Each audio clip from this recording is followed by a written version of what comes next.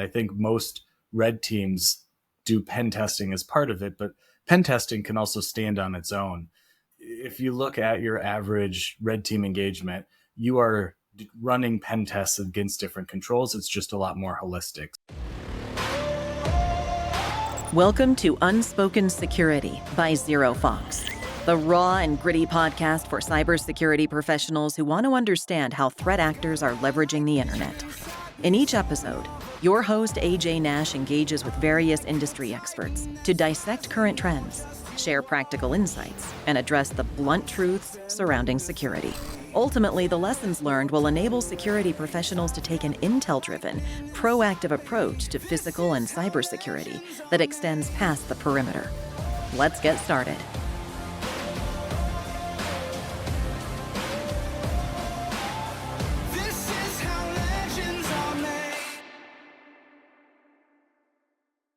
Hey, thanks for tuning in for another episode of Unspoken Security. This is a really special episode. The first time we're going to have two guests on. And as a result, there was a lot of content, and this episode ran really long. Enough that we decided we didn't want to cut any of the content out. It's just too good. So we're actually splitting this into two episodes. So what you're going to hear here is first will be part one. And then, of course, we'll follow up with part two 2 weeks from now. So I just wanted to let you know going in, this is one of two. Thanks for being here. I think you're really going to enjoy the guest today. It's a great show. Looking forward to getting all your feedback and comments. Please make sure you're following and liking and all that stuff. And then you'll have to tune in a couple weeks to catch the second episode. So without further ado, let's go into the show. Hello, and welcome to another episode of Unspoken Security, brought to you by ZeroFox, the only unified external cybersecurity platform. I'm your host, AJ Nash. For those who don't know me personally or are first-time listeners, I'm a traditional intelligence guy. I spent nearly 20 years in the intelligence community, both within the U.S. Air Force and then as a defense contractor. Most of that time was spent at NSA. I've been in the private sector for, 8.5 years now, primarily building or helping other people build effective intelligence-driven security practices. I'm passionate about intelligence, security, public speaking, mentoring, and teaching. I'm also deeply committed to servant leadership, which is why I completed my master's degree in organizational leadership at Gonzaga University. Go Zags! The goal of this podcast is to bring all of those elements together with some incredible guests and have authentic, unfiltered conversations, even debates, about a wide range of challenging topics. This is not going to be your typical polished podcast. You might hear or see my dog, although to be honest, she's actually not in here today, surprisingly. People might swear here. I can't speak for the guests today. They seem pretty clean cut, but we'll see what we can get them to do. We may argue or debate. That's all okay. Listen, think of this podcast as the conversation you might overhear at a bar after a long day at one of the larger cybersecurity conferences, like all the ones we're about to get ready to go to this year. These are the conversations we usually have when nobody's listening. Today, we have a special new twist on the show, as we don't just have one guest, we have two. They're a dynamic duo of Anna Aslanishvili and Shawn Abelson from Pine Risk Management. They're experts in security risk management, physical pen testing, social engineering, and a whole lot more, with about 30 years of combined experience. They're also both graduates of the University of Minnesota, which is the flagship university of my home state, and I wasn't good enough to go there.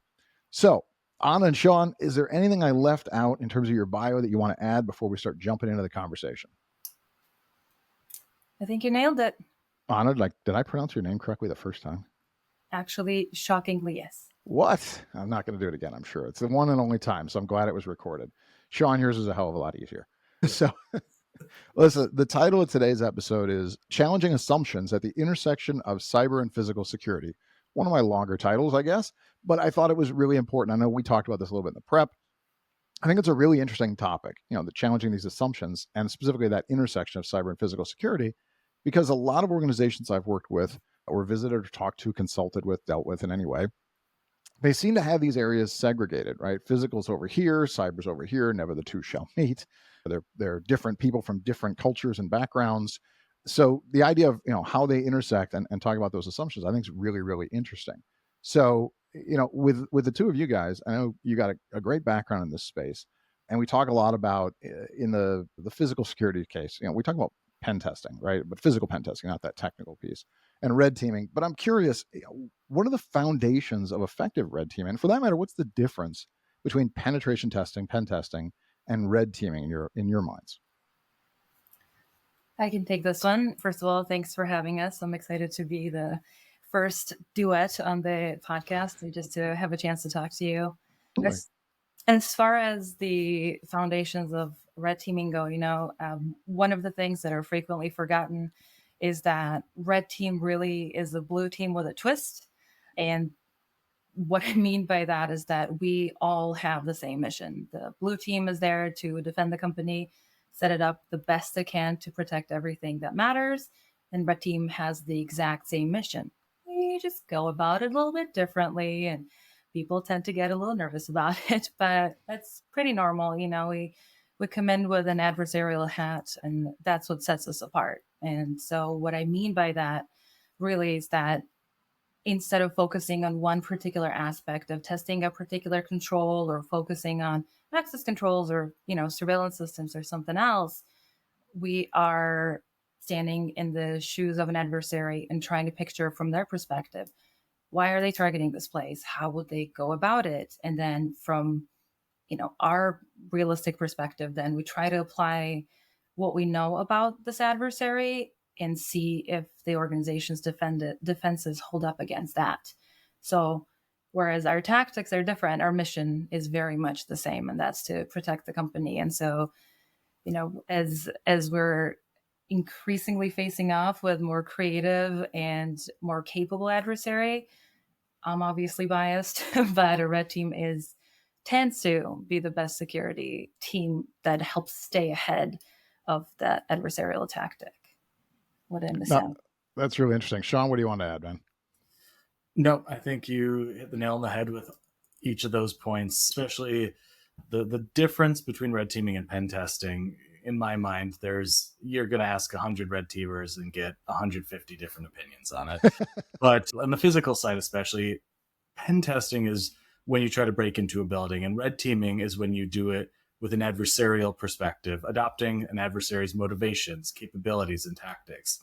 A good red team, before they say, I'm going to break into this building, they zoom out and say, who are the adversaries? They use threat intel for that. Who are the adversaries? What are their tactics? What's the threat surface? And then they determine, is the best way to get access to your most valuable critical information, trade secrets, intellectual property? Is it breaking into the building? Is it one of dozen social engineering or other ways to get access to that? And so in my mind, pen testing is more control focused. You're testing your access control, your security guards, controls against tailgating, things like that. And red teaming, you zoom out, and those are part of the tactics, if an adversary would do it, that a red team does.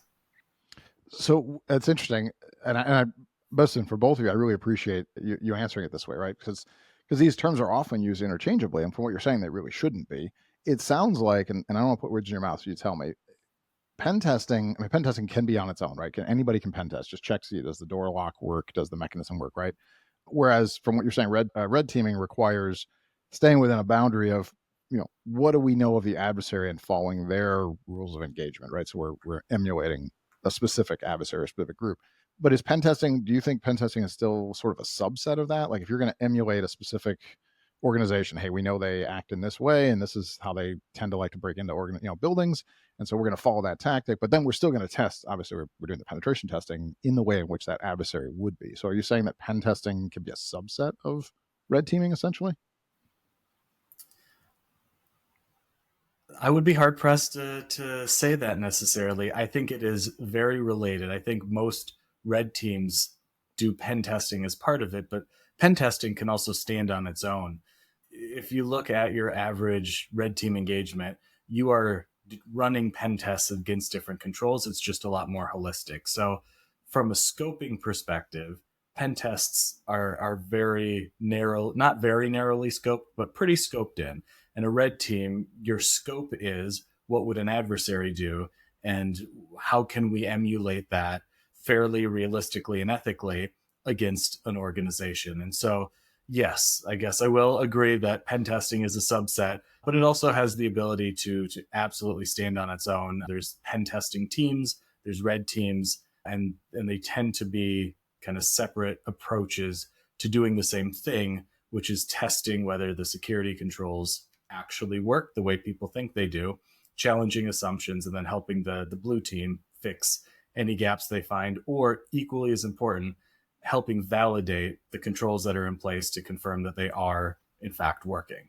It's not Okay. only about uncovering weaknesses, it's also about assuring that things work as expected. I Okay. think the So it biggest sounds thing like you is could, oh, go ahead, Anna. I'm sorry. Go ahead. the biggest thing in my mind is that there's a time and a place for each.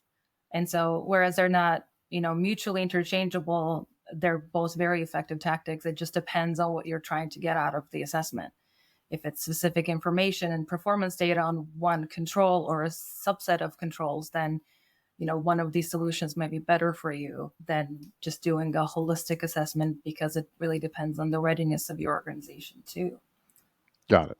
Okay. That makes sense, right? I mean, it sounds like within red teaming, pen testing may or almost always will exist. It sounds like at some point you can do pen testing without red teaming, though. You can simply just be doing penetration testing, which makes sense, right? And they're cousins, they're related. They're not always together. They're certainly not interchangeable from what you're saying. And that red teaming seems to require a different, I won't say more because I don't want to insult pen testers, but a different kind of research, at least, because you're saying it's framed in trying to emulate an adversary. And Shawn, I think you mentioned, that there's a connection here to threat intel, and obviously that's going to get my attention because that's my background, right? Is intel. So let's talk a little bit about how that fits together, right? So how do you guys use intel when you're building up your plans, your intentions for red teaming? For working on your whole background and your whole research for doing a red team exercise against a client's facilities or people, or however you want to set that up. Yeah, excellent question. So for pen testing, like you just said, I would pen test before I red team, in terms of you are testing the controls. And then when you get to red teaming, it's more involved. It takes more time, it takes more money, it takes more effort. And a lot of that is because of the adversarial component. And in order to be effective at that, it involves and ends with useful threat intelligence. And so a red team, when they're prioritizing what they're going to do, what the attack looks like, the attack vector, the attack surface, the threat actor, all of those should come from threat intel for the organization.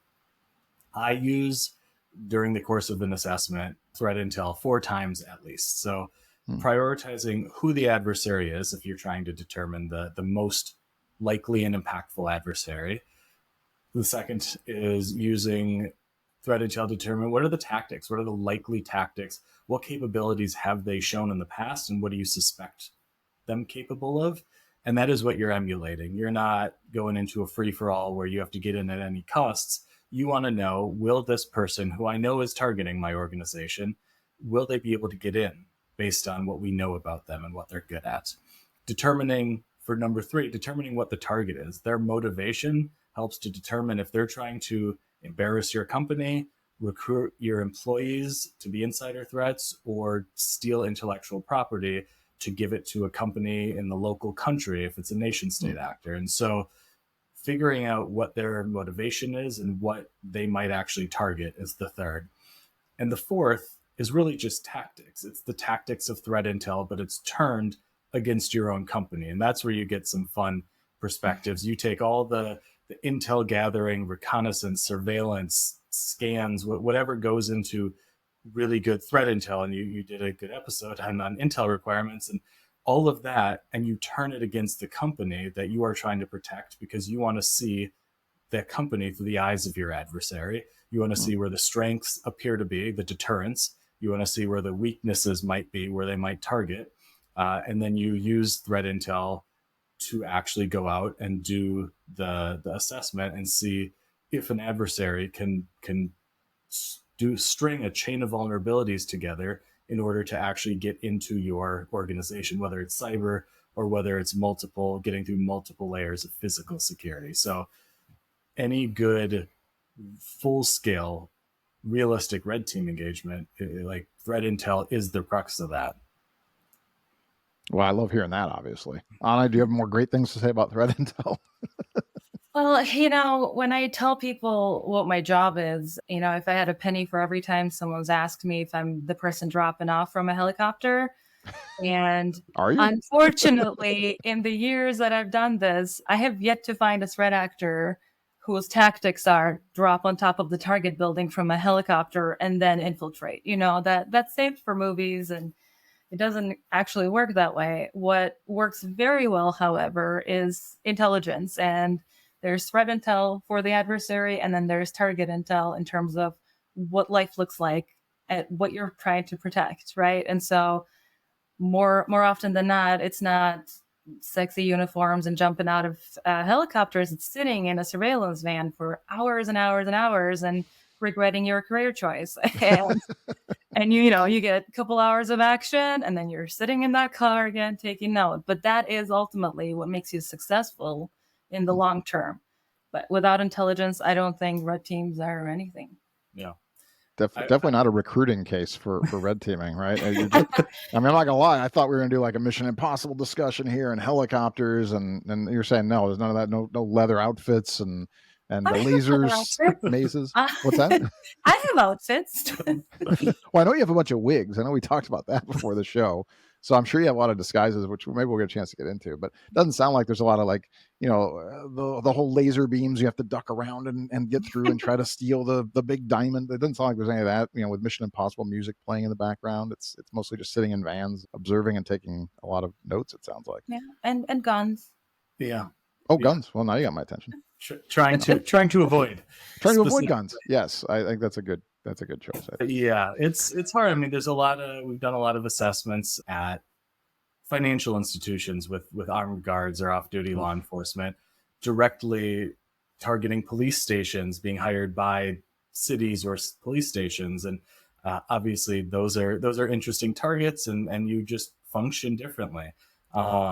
I've been lucky or unlucky enough to have a police helicopter called on me once, though it was canceled before it arrived. But see, at least someone gets helicopter. Yeah, there's a helicopter. You just gotta figure out a way to make it happen, Anna. That's all. You just got to really piss some people off, apparently. So yeah. Now, out of curiosity, I know this is off the topic from where we are, and we'll get back on the right questions. But do you carry like documentation in the event things go really badly? Do you have like a note from who hired you to say, hey, please don't shoot me. I'm not actually a bad guy trying to break into the police station. Your chief hired me, or whoever the hell hired me. Do you have documentation? Or yes, and Anna's nodding. Intense nodding. Right? Yes, I would argue, based on what I've seen, that we're some of the most risk averse red team. We'll still go out and do the full assessment, but we'll do safety briefings with the team and with the client beforehand. We need to have, I think everyone will have a version of a letter of authorization, get out of jail free card, which is signed by the client who you've confirmed owns the property, has control over whether you're allowed in there, etc. And there's multiple other methods depending on the target, depending on the type of engagement. Sometimes law enforcement, like if you're actually climbing fences and doing things the public might see, and you have a good relationship with the cops locally, we've given them a heads up that if they get a call, they might want to check with us, or at least be aware that people might have a letter that says to call the owner of the property. And so there's lots of safety measures that we put in place, almost all of which are proactive, but a few of which are based on lessons learned over the years to keep ourselves and the team safe. So nice. So you do validate that whoever hired you actually owns the property and is all like, I can't hire you to red team a bank and then go rob the place. I'm guessing like you're not gonna can't contract you for that, right? I mean, that's good. I don't plan on it for anybody who's listening, but I was just curious, just making sure. Just going back to that intelligence, we're going to be okay. Yes. I don't own a large bank, so we're not going to go there. And competitive intel, like there's none of the, like if you're red team, like you're good at identifying, gathering information, getting into places, but there's a very straight line of like red teaming is just of your own. You have to have permission, and you're testing to improve your own security. Anything besides that is like the competitive intel side quickly becomes a crime if you don't have permission to actually break into a property. So making sure there's all the due diligence needed ahead of time is incredibly important. So I know I didn't make a case for selling my profession earlier very well, but keeping the competition down, I got it on it. I know, smart business. Yeah. But one of the ways that you can keep the fun in the job is by having all these stops ahead of time. So you're not finding out the hard way and not only putting yourself and your team that's on the ground in danger, but also putting your client in front of reputational risk, financial loss, right? Anything that would get them the opposite of what they're looking for. And so just doing that mandatory, due diligence, if you will, ahead of time. And both of us have done it both ways and clearly have landed on a preferred way to run these things. It's what makes the exercise fun and also effective, and leads to the outcomes that we're hoping for. Not that we have preconceived notions about how these things will go, but no one getting shot is kind of a baseline that we start from. That's it seems neither of you have been shot, I'm gonna guess, right? No, or shot Correct. at, even for that matter. No, Good. I've Good. had Not- firearms pulled on me very early in my career, and there's lessons that you learn once, and that's one of them. It was safe and controlled and very quickly de-escalated, but there's multiple changes I've made since to make sure myself or anyone on my teams have never faced anything like that, because it's not a fun feeling. It's not fun when something that you've spent a lot of time controlling the boundaries of to make sure it doesn't go from 0 to 100, that someone doesn't see you breaking into a building and immediately go to kind of a full breach scenario where they need to pull weapons. And so that's definitely have not been shot or shot at, but I've been not too far from that, and I think most red teamers will agree that is way too far. So making sure there's a lot of scenario control, and that anyone that detects you is your best friend right off the bat. And that's part of social engineering. You want to turn that potential escalation into someone that actually takes you on a tour through the building, shows you the server room. We've done that. I've done that 50 times compared to the one time where there was no opportunity to de-escalate until we were confronted. So it really is important to focus on that, and I have, and I definitely try to make sure other red teams that we work with have opportunities to learn those lessons by like publishing stuff and getting it out there. You don't want anyone else to learn that the hard way. That's good advice. Obviously, I don't want to see anybody getting shot, so it's good to know that you have a lot of controls. Like you said, you've been doing this a long time, so I'm sure you mentioned de-escalating, you mentioned making them your friend. I mean, there's really interesting strategies. I mean, you got to have ice water in your veins, I'm sure, when somebody blows up your original plan, to be able to pivot very quickly to, oh, I'm glad you're here, hey, I need your help, and and turn it into a positive. I'm sure that's that's an art as much as a science, I imagine. I'm curious, a couple of things that came up as you guys were talking. One, you had mentioned earlier that red team is really kind of just the flip side of blue team. How does blue team feel about that, do you think? Like, is that an accepted norm? Do you have blue teams that are hostile towards red teams, that think poorly about red teams? Are they happy to hear that there's a red team exercise going on? Did they even find out in advance that there's red team exercise going on? Do they see you as the flip side of the coin and as teammates in this, or are there situations where that's not how it's perceived, or how it goes? I don't know that a universal answer exists to that. In ideal state, you have a relationship that you've built where that iteration that we have the same mission, we're on the same team, is something that isn't just lip service, and it's something that people actually know and trust and believe, because you've done it, over a certain amount of time, and you've built something better together.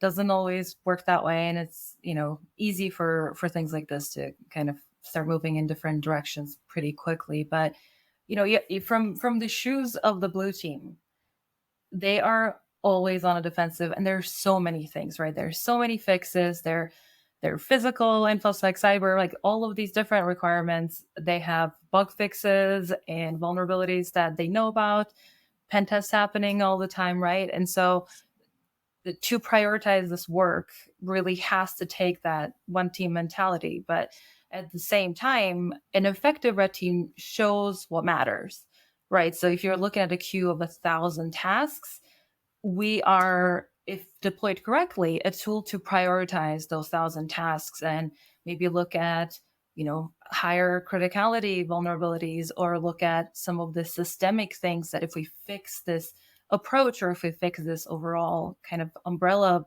situation, vulnerability finding, whatever it is, then some of these will go away, or, reduce risk or become less risky, just because now the bigger issue is fixed. And so ideally, we work together, and that's when both of our teams can be most effective. I think at the same time, it's pretty easy to become defensive, and that really will 100% depend on the culture of the company and how failure is treated. Mhm. Because in our world, you know, we fail, we try again, we fail, we try again. The principle there and the moral is you don't fail the same way twice and you learn from it, right? And so we're huge on lessons learned. And that's what we do. That's what we've done with the teams that we've built and the programs that we've built. That's what we do in the company that we have started, because without those lessons learned, you're just doing the same scenario over and over again and kind of finding out, oh, well, here it's different and here it's like this. But if you do lessons learned that applies, then you can apply to greater kind of scope of problems and learn in different ways. And we want to share that knowledge. That being said, we are a very practical, hands-on, operationalized way to laser focus some of the work that the blue team does. Yeah, and we'd like to work together. Yeah. I like an ideal scenario is a red team is conducted, and then there's kind of a purple team engagement after, where both the blue team, which I don't know if we've defined it, I think it's generally well known, but the blue team is everyone on the security team that's not the red team. So all the defenders, Right. all the people trying to protect. And so ideally there's kind of a purple team engagement that you have after, where you focus more on learning, less on reporting. There's an opportunity, instead of just dropping a lengthy report, you actually walk through each of the things you did, and they suddenly become a lot more clear and compelling. You can do what we've done. So there's the blue team, and then the blue team is always struggling for budget. And so one thing we've done is bring people from the financial office, from the CFO's office, the people that actually give the security team the budget, bring them out on some parts of a red team assessment and say, hey, we know that the security team's asking for more money for this. We're going to test it in real life. This is all real. This is not controlled. And you are going to see, and maybe if we're feeling kind of crazy, we'll actually have them join the red team, be guest red teamers and try to break into a building. And if they suddenly see firsthand the gaps that exist, that changes multiple perspectives, whether it's a blue teamer, guest red teamer, or someone in the accounting department that does budgeting. Either way, doing the purple team engagement, focusing on education, awareness, empowerment, and telling a compelling story about what the vulnerabilities are, those, instead of the adversarial approach, we like to say, like, we're not real adversaries, we just play one. And so making sure that you internalize that and communicate that to the blue team leads to much better relationships with those teams. And so it is a constant. Like, the reason we have a lot of ideas and work here is because there's oftentimes that people are not open to being tested. No one wants to be tested by something that's kind of out of their control, and red teaming is independent, should be independent in how they approach it. And so it takes some upfront listening, really listening, but you can absolutely get to a more collaborative place. Do you get introduced to them, like when Oh. you're brought in on a project? Is it something where leadership does this and doesn't tell blue team at all? Do you get an introduction? Do they talk about rules of engagement, or is it just sprung on them, or is there a mix? I'm going to gamble it's probably the latter, but do you guys ever get a chance to talk to them in advance, build that relationship before you go try to break down everything they're doing and make them better?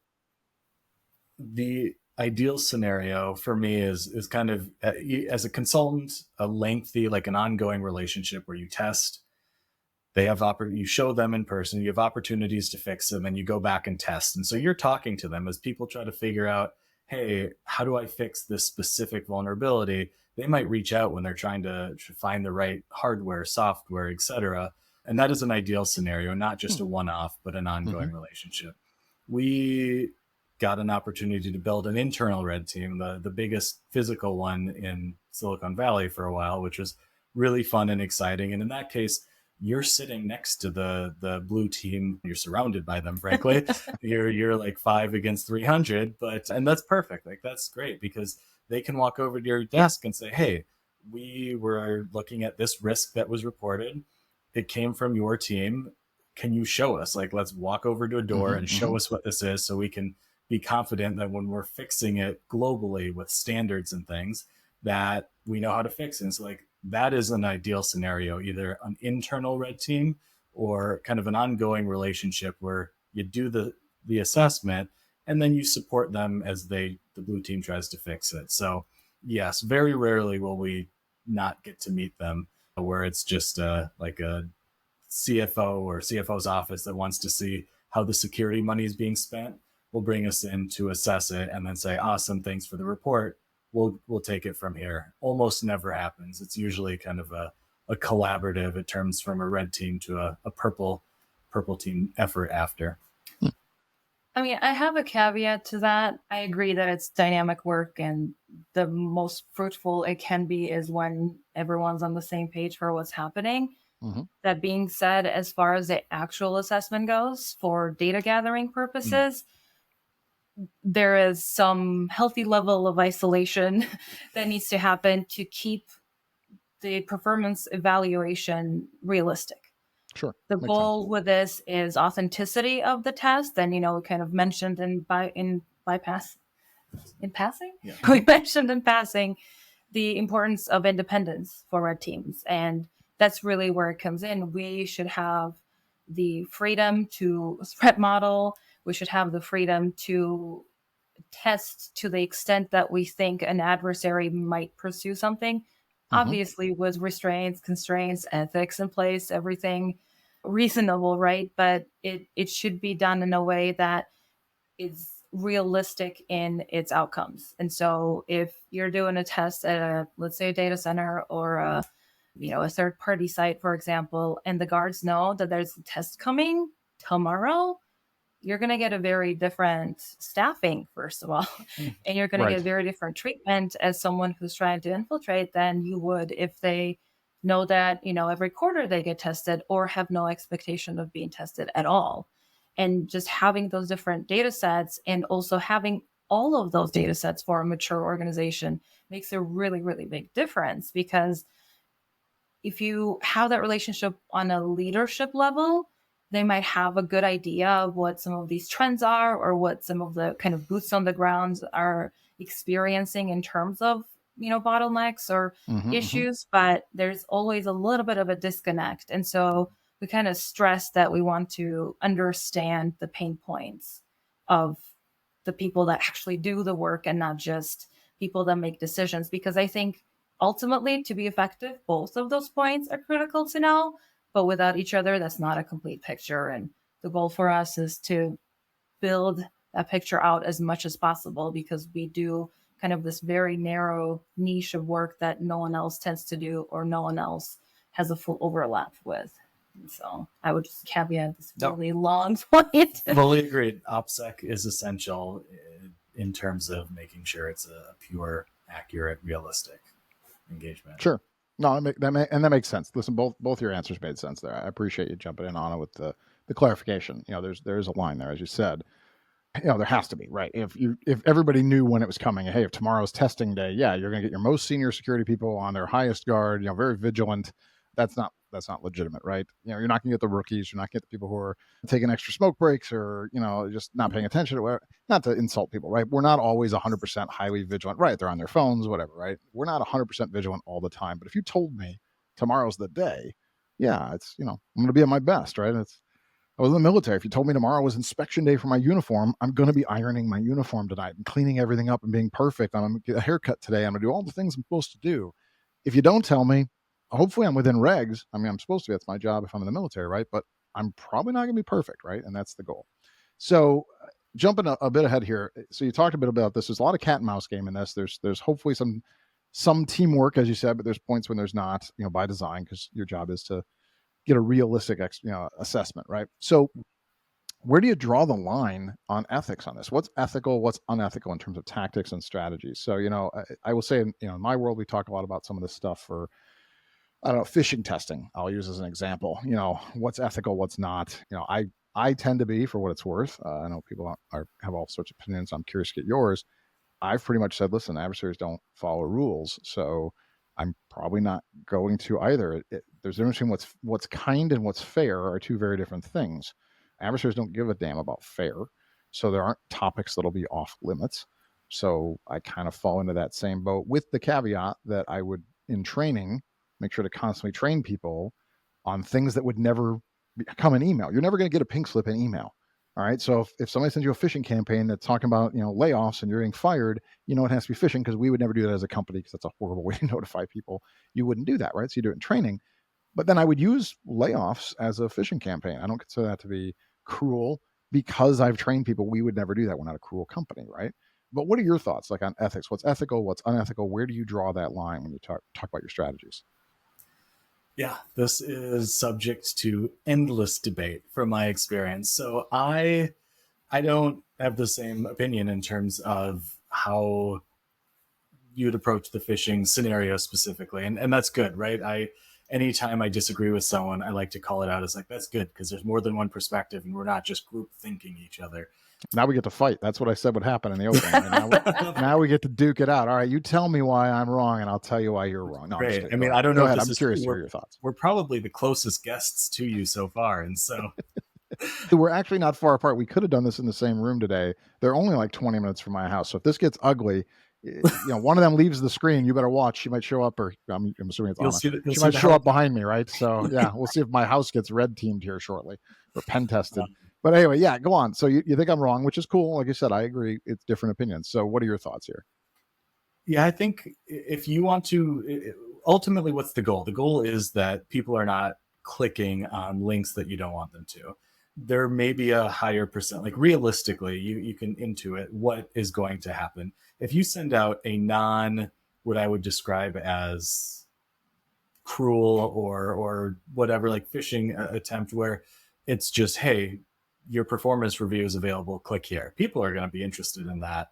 And that is a good fish. And then when they click it, they probably have to do another training. And that training will show them examples of, hey, here are the more likely ones. We're not willing to send it to you because there's emotional things that come along with this, but bonuses, layoffs, some of the more critical ones.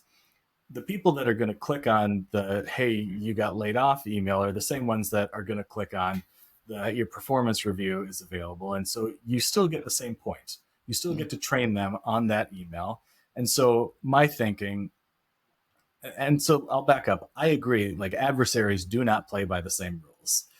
They're often like inherently unethical, which is what makes them adversaries. Like, they'll use the money, ideology, coercion, ego, whatever it is, to get access to what they want to get access. And so my rule is, if you're doing something unethical or that makes someone feel horrible, then I am not being creative enough in terms of getting to my goals.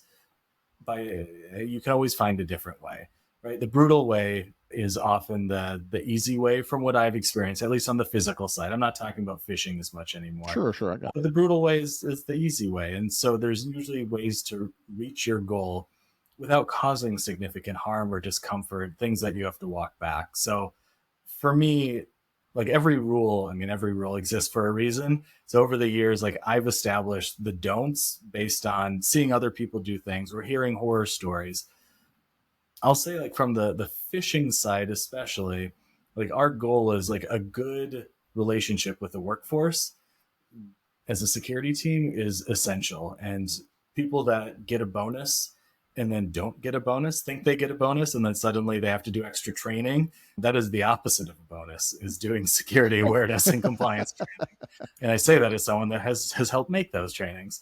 And so having them on your team, listen to you, take you seriously, it feels counterproductive to me to isolate them in a way by sending those types of emails out, when you could convince them through less emotional, like less visceral type emails. And so on the physical side, my like don't do ever type rules are like, don't target specific individuals.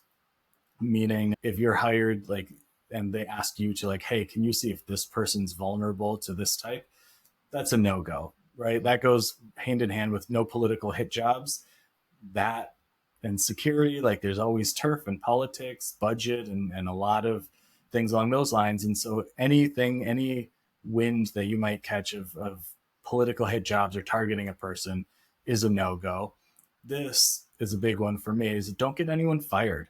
testing isn't to try to rat someone out and get them fired. It's to find ways where something doesn't work. If you get past a security guard because they weren't paying attention, this is every time we do an assessment, you do this.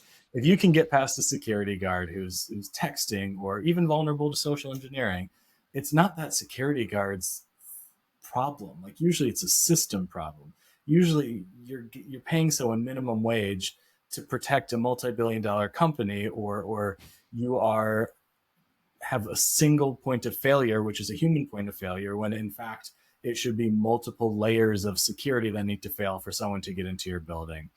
And so ultimately, making sure you don't give names of individual employees or security guards unless they did a good job. Then you want to give them credit as many places as you can. And then obviously on my side, I guess not obviously from my experience, but no bribery or coercion, right? You can always pay someone to get into a building, especially if there's 500 security guards, instead of actually potentially committing crimes or entrapping someone, not legally, but just ethically. You can assume if you're getting paid minimum wage, you'll be able to spend a couple grand, part of what you got paid to red team, to get into the building very easily. And so to me, that feels lazy, and you're able to call that out and say, hey, this is something you could probably do because there's a single point of failure. But instead of paying them, I social engineered, or I tried several additional routes. And so there's always ways around that. So do you just include that like in an after action report as an assumption? Like, we didn't do this, but we just have a general assumption. Listen, for enough money, I could buy my way into any facility. So we just have that as a general assumption. Because I mean, you're saying it's a thing you think would work, but you just don't do it because it's lazy, which I totally admire. Like, just there's certain things that are just lazy. And I got to rethink my phishing thing just based on what you said. If you're saying that the same profile of a person would answer this one as that might be a better way to pivot as opposed to running up the stress on them. So that's a really good point. But for a report, you just have that as an after action where you just say, we made the assumption if we gave a security guard $5,000, there's a good chance one of them would have said yes because you only pay them X number of dollars or whatever. Do you even report that at all, or just leave it out altogether? So yes, but not as straightforward. So we're not going to automatically put that into a report. We are assumption challengers as a job. We're not going to just make an assumption and throw it in a report. But if Anna is able to talk her way in relatively easily to a building, and that person doesn't have technical controls where they need to badge someone in order to get a guest badge, they need to put in certain reasons or get supervisor permission, etc. If there's not technical controls and you have a single point of failure, as we described the fact that you're vulnerable, your security guards are both a strength and a vulnerability, and here's how you can mitigate the vulnerability and exploit the strength. As we talk about the vulnerability, we'll call that out. We'll say this is not within our typical scope, but it is within, like, depending on the adversary. If some adversaries will do that, some will not. But depending on the threat intel and the adversary, we might say, this is a tactic we did not use, but the adversary is known to use it. We believe it would likely succeed because you have a single point of failure. And so that's usually how we would communicate it with a client if it's relevant in the situation. Anything to add? Any thoughts on your side? I mean, from my side as a social engineer who typically goes for that type of tactic first, what I'll say is that adrenaline is a very powerful teacher. And so you want to reserve that for lessons that, like, you really want to stick.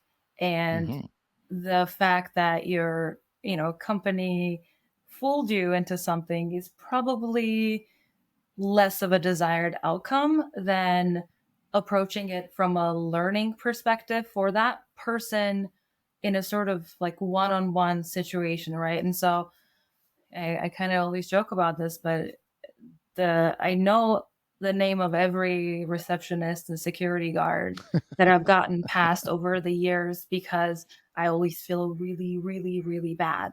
Because inherently what people want to do is help each other out. And I know what buttons to push to make you want to help me. But that doesn't mean you're bad at your job. Maybe it just means you're a good human, which says something about me, but that's separate. What we want to do, though, is stress the fact that this was a failure point, but a failure point, again, that we can learn from. And so if you do that, if you educate those people and kind of turn that around and be like, hey, I took advantage of you, and this is what we learned about this. These are some of the things that kind of also failed you. That person who now kind of feels a little bit less ashamed, a little less guilt, is now your best asset. They have become from someone who drones on through the annual security awareness training like the rest of us. No, I pay attention to every bit of annual security training. Yes, sir. All of us with have rapt said that attention. before. Yes.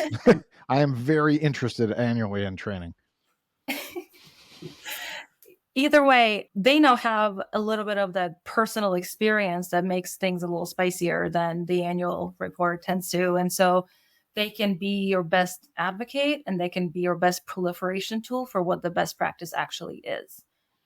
Because that's a good point. So you're saying if somebody's gone through it and learned, like that's not a negative, right? We shouldn't hold it against them. You don't look at them in less esteem, like they didn't know until they were trained, and now they know, so they're actually a good asset because they won't fall for it again. The critical point being learn. Yes. Yeah. So I will stress that. I don't think I can ever stress that enough. But as long as you learn from that and you never make that mistake again, that is the best job I can do as a red teamer. So like, yes, okay, maybe I was able to hit my objective or not. Either way, it's something that the organization gains from. If you fire that person and replace them with someone that has not learned that lesson, you're back to square one. But like, we've both gotten reach outs from people that we've social engineered, and then immediately, so like before you even leave the building, the minute the assessment's over, I have a rule that's like, be honest even when you're being dishonest. The second that the operation is over, go tell the person who you are, what you did.